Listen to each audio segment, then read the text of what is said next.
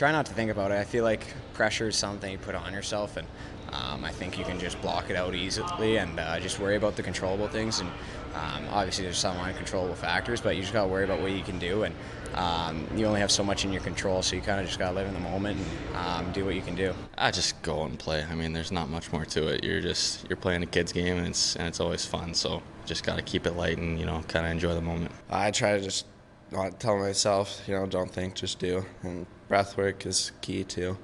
And yeah, just trying your best to stay in the moment. It can be hard sometimes, but when you kind of master that skill, that's when you play your best. I think just more poised. Those big games, the nerves can really get to you if you're not mentally ready for that. So just learning to, reset after goals or not get too high or too low when we score. So just trying to stay neutral.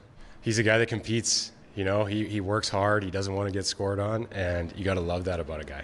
And he had a great attitude at the World Juniors last year, and I'm hoping that he has a great start and we can bring him back again. What will you take away from the experience being at the World Juniors last year into this year?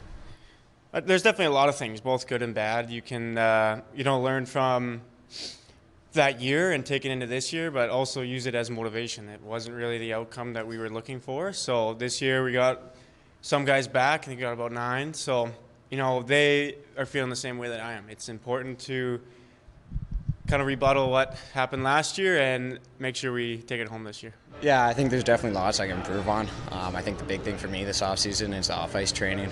I'd want to get a bit bigger, a bit stronger, a bit faster. I think that'll definitely help me when I get on the ice and allow me to be more quicker and efficient in the net. He's calm, he's cool and collected. He's got everything working for him.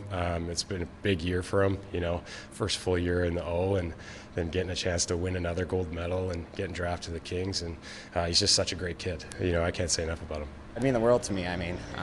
Since I was a kid, I dreamed of this moment, and always dreamed of playing for Team Canada, especially at the World Juniors. Something I watched as a kid every Christmas. So it would be definitely really special to me, and I'm definitely going to work hard for it. What have you been trying to change? Definitely just stance and hands a lot. As a goalie, bigger guy, I gotta use my frame a little better. So something me and the Flyers are kind of picking away at. And where are you at in that process?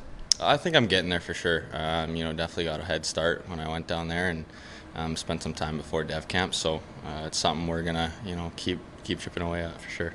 How big of a change is that for you?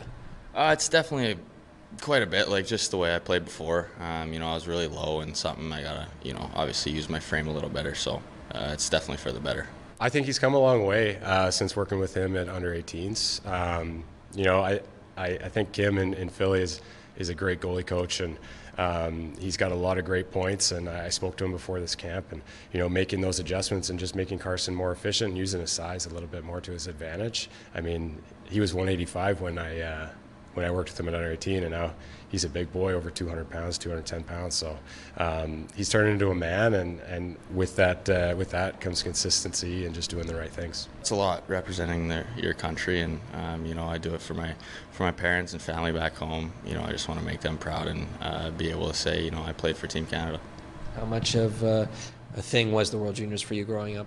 That was huge. I watched it every year. Yeah, it's a big tournament. I think it's the biggest tournament in the world for sure. So, if I do get the chance, hopefully, it'll be spectacular.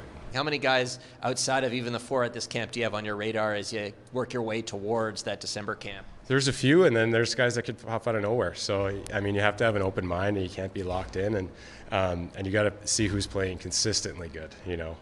Not just portions of the season, but who can make those big saves in the tournament.